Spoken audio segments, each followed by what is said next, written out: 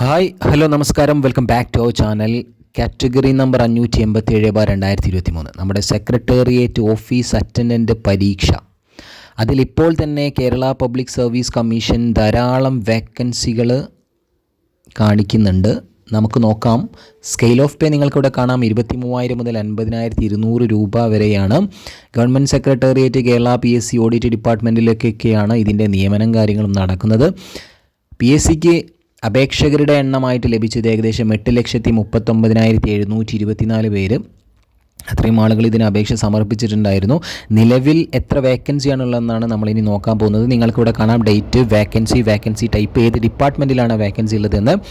ധാരാളം വേക്കൻസികളുണ്ട്. അതോ ഞാനിത് താഴോട്ട് സ്ക്രോൾ ചെയ്യുകയാണ്. GADയിലേക്ക് 56 വേക്കൻസികളാണ് അറ്റ് എ ടൈമൊക്കെ റിപ്പോർട്ട് ചെയ്തിട്ടുള്ളത്.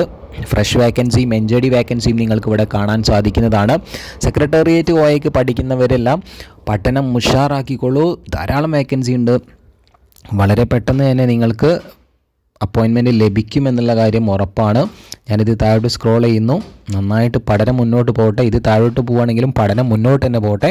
അപ്പോൾ ഏകദേശം നിങ്ങൾക്കിവിടെ കാണാം 300+ വേക്കൻസികളാണ് നിലവിൽ ഉള്ളത്. അതായത് ഇനിയും കൂടുതൽ വേക്കൻസികൾ ആഡ് ചെയ്യപ്പെടും.